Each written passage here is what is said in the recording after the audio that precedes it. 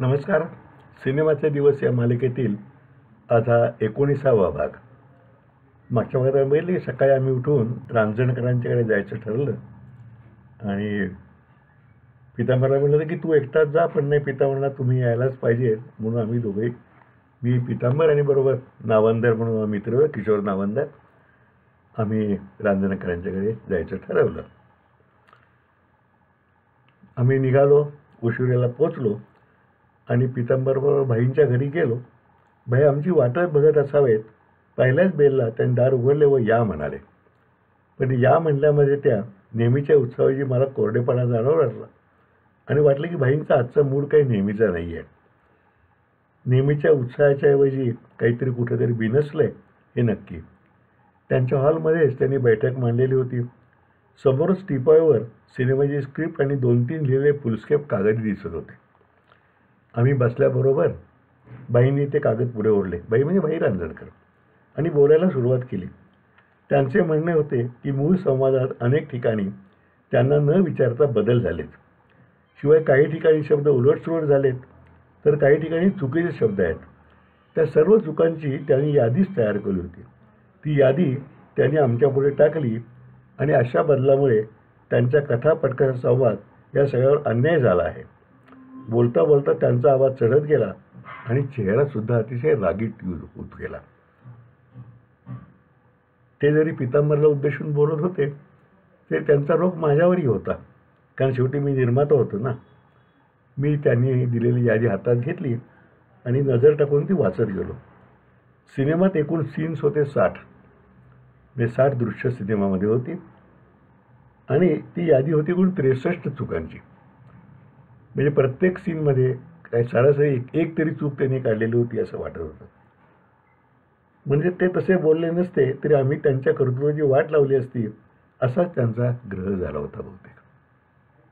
मला जरा पंचायत वाटली. त्या चुका मी सगळ्या वाचत गेलो आणि पितांबरचा खरं स्वतंत्र दिग्दर्शनाचा दुसराच चित्रपट होता आणि भाई रांजणकरचं नाव असं लेखक म्हणून मोठं होतं. आज भाई नाही आहेत, पण त्यांच्या नावावर अनेक चांगली पुस्तकं आहेत. चित्रपटसृष्टीचा त्यांचा अभ्यास खूप मोठा होता. इंग्रजी हॉलिवूडवरती सुद्धा त्यांनी लिहिलेली पुस्तकं राजहंसनी प्रकाशित केली आणि खूप ती गाजलेली पुस्तकं आहेत. त्यामुळे त्यांचं नाव मोठं होतं. त्यामुळे पितांबरनी त्याला काय उत्तर द्यायचं टाळलं आणि तो मला म्हणला की आता त्यांनी मला खूण केली पितांबरनी, आता तुम्हीच उत्तर द्या. झालं माझी कोंडी सापडल्याची अवस्था ना. म्हणजे एका बाजूला दिग्दर्शक, दुसऱ्या बाजूला लेखक आणि मध्ये मी निर्माता. पण शेवटी काय, म्हणजे आपण गप्प बसलो तरीचा उपयोग नाही, म्हणून मी सुरुवात केली. कारण आम्ही जरी त्या बाईंची यादी बघत होतो आणि बाईंचं वाक्तारण ऐकत होतो तरी माझे विचारचक्र डोक्यात चालू होतं. 2 पर्याय माझ्यासमोर होते. एक म्हणजे हो, आम्हाला योग्य वाटलेले बदल आम्ही आमच्या अधिकारात केले आहेत म्हणून सांगायचे, कारण भाईंचं सर्व मानधन वगैरे आम्ही दिलं होतं, त्यात काही कुठेही खोट ठेवलेली नव्हती. बरं, ज्या चुका होत्या त्या तशा फार महत्त्वाच्या चुका नव्हत्या, किरकोळ चुका होत्या की ज्यामुळं त्यांच्या कुठं प्रतिभेला बाधा येते असं मला स्वतःला वाटत नव्हतं. असं जर आपण म्हणलं की आमच्या अधिकाऱ्यांनी बदल केलेत तर त्यात धोका होता की भाई कायमचे दुखावणार होते आणि दुरावणारसुद्धा होते. असं माणसं तोडणं माझ्या स्वभाव आणि कार्यशैलीत बसणार नव्हते. दुसरा पर्याय म्हणजे वकिली कौशल्य वापरून काही चुका मान्य करायच्या, काहीमध्ये थोडंसं स्पष्टीकरण देऊन त्यांची समजूत घालायची. आपल्याकडे थोडा कमीपणा घ्यायचा, पण मुद्दा न सोडता त्याला राजी राखत मार्ग पुढे पुढे काढत जायचं. मी तोच मार्ग निवडला. त्यांच्या यादीकडे वळलो. एक एक चूक एक एक ठिकाणी अशी सांगत गेलो मी. एका ठिकाणी I mean what I say या मूळ वाक्याऐवजी I say what I mean असं झालं. म्हणजे बाईंचं मूळ वाक्य बरोबर होतं की I mean what I say. बोलताना रमेश देवांच्या तोंडात तो डायलॉग चुकून होता, I say what I mean असा झाला होता. ती चूक झाली कारण पितांबरचं इंग्लिश कच्चं होतं ना. म्हणजे तो BA होता, पण रोज काय व्यवहारात आपण इंग्लिश वापरत नाही ना. 2 ठिकाणी कामगारांच्या तोंडी पाणीऐवजी आम्ही पाणी झालं होतं. ते कामगारांचे अशुद्ध म्हणून खपून जाईल. पहिली तर पितांबरची चूक आहे असं मी एक एक करत सांगत गेलो आणि त्या माझ्या नरमाईच्या खुलाशाने भाई रांजणकर हळूहळू शांत होत गेले. अनेकदा शूटिंगच्या दरम्यान कलाकार एखाद्या शब्दावर किंवा वाक्यावर अडतो. पुन्हा पुन्हा रिटेक करून त्याचं अडखळणं त्या शब्दावर थांबत नाही. अशावेळी तो शब्द म्हणा किंवा ते वाक्य म्हणा बदलून द्यावं लागतं. एखाद्या संवादातील वस्तू प्रत्यक्ष उपलब्ध नसते, मग तेथेही बदल करावा लागतो. असे एक एक खुलासे मी देत गेलो. शेवटी हे खुलासे देत संपले माझे खुलासे. आणि बाईला मी म्हटलं, बाई तुम्ही मोठे लेखक आहात. पितांबर असा नवीनच म्हणायचा आणि माझा तर हा पहिलाच सिनेमा आहे. तुमच्या लेखनात आम्ही मुद्दाम कसा काय बदल करू? पितांबरी धारिष्ट ते करणार आणि मी करणार नाही. तेव्हा या अशा ज्या चुका काही झाल्यात किंवा राहिल्यात त्या आमच्या नवशिकपणामुळे झाल्यात एवढं असं सांगितलं. हे ऐकल्यावर मात्र मग बाई पूर्णपणे शांत झाले. मग नेहमीच्या सुरात त्यांनी पुढे रिलीज केव्हा करणार वगैरे विचारले आणि त्यांनी दिलेला चहा घेऊनच आम्ही इंटरव्ह्यू पास होऊन सुटलेल्या विद्यार्थ्याप्रमाणे सुटकेचा आनंद घेऊन बाहेर पडलो. काल प्रेस कॉन्फरन्समध्ये पत्रकारांनी घेतलेला इंटरव्ह्यू सुखकारक होता, पण या लेखकाच्या इंटरव्ह्यूने मात्र आम्ही गारद होण्याची वेळ आली होती. परतताना मी पितांबरला म्हटलं, पितांबर तुला भाईंची या रागाची बहुतेक कल्पना असावी, म्हणूनच तू मला येण्याचा आग्रह केलास आणि माझं चिरखतच केलंस की. यावर पितांबरने पाळलेलं मौन आणि नावंदरचं मोकळं हसणं हे दोन्ही पुरेसं बोलकं होतं. माझ्या या निष्कर्षाला दुजोरा देणारच होतं. अशा तऱ्हेने ट्रायल संपली. आता पुढचा भाग होता सेन्सॉर सर्टिफिकेट. सेन्सॉर सर्टिफिकेट अजून बाकी होतं. आता तिकडं आपण बोलूया. प्रकरण 16 सेन्सॉर सर्टिफिकेट. भाईंच्या घरी झालेल्या चर्चेची सुरुवात ताणतणावात निर्माण करण्याची झाली असली तरी शेवट मात्र त्या कथेचा चर्चेचा सुखांत झाल्यास समाधान होते.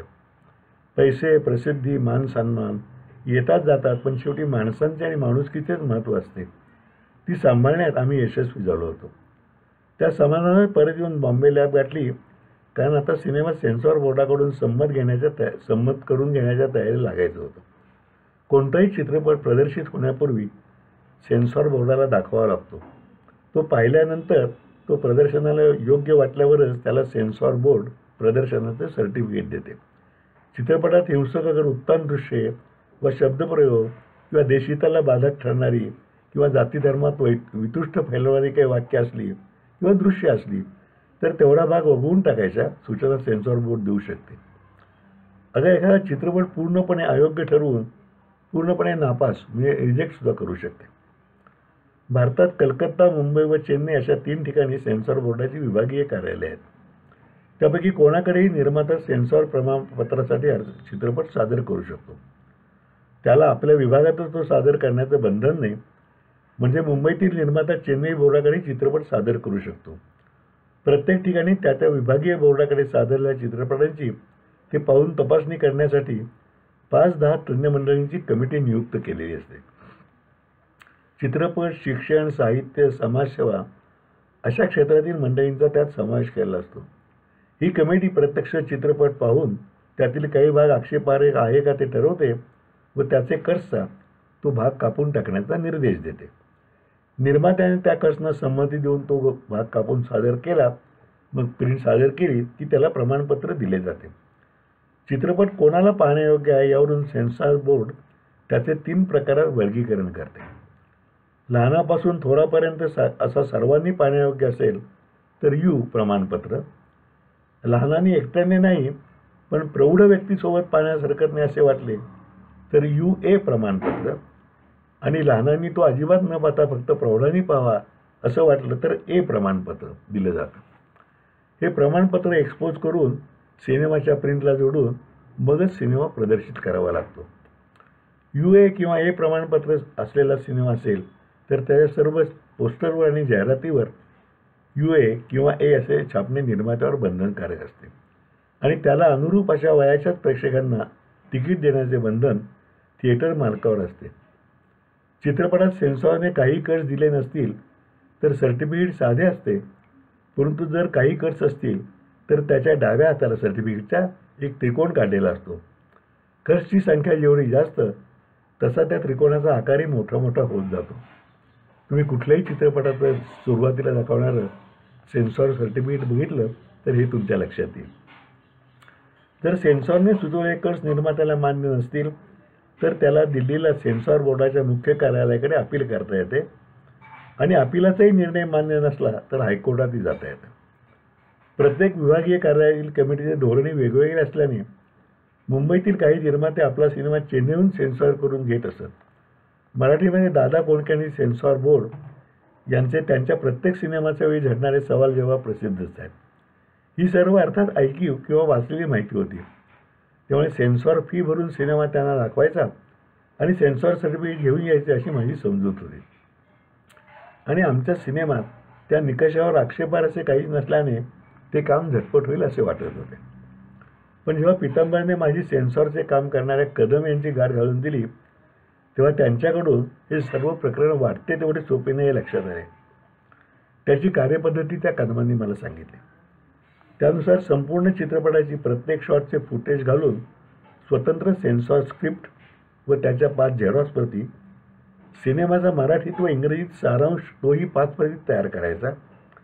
ते सर्व जोडून अर्ज भरून त्यासोबत सेन्सॉर फीचा डिमांड ड्राफ्ट जोडून ते दाखल करायचे.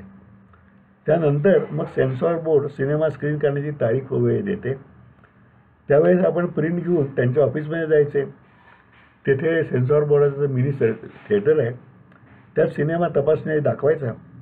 तो पाहण्यासाठी बोर्डाच्या पॅनलचे परीक्षक आलेले असतात. पूर्ण सिनेमा ते पाहतात व नंतर त्याचा रिपोर्ट बोर्डाच्या ऑफिसरला देतात.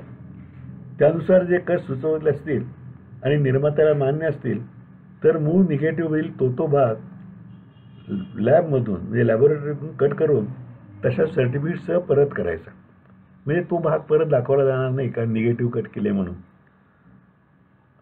आणि मग राहिलेल्या सिनेमाची एक व्हिडिओ कॅसेट तयार करायची. ती निगेटिव्हची कटिंग्स व व्हिडिओ कॅसेट घेऊन निर्मात्याने स्वतः सेन्सॉर बोर्डाच्या ऑफिसमध्ये जायचे.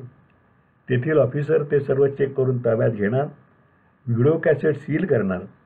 निर्मात्याही त्या सील कॅसेटवर सही व ही कटिंग मान्य केली वगैरे मजकुरावरच्या ॲफिडेव्हिटवर सही घेणार व नंतर सेन्सॉर सर्टिफिकेट टाईप करणार व ते सहीसाठी विभागीय अधिकाऱ्याकडे पाठवणार आणि मग निर्मात्याने त्यांना भेटून ते ताब्यात घ्यायचे. असा हा सेन्सॉरचा सविस्तर सोपस्कार कदम यांच्याकडून ऐकल्यावर मला तर तो चक्रव्यूहच वाटायला लागला.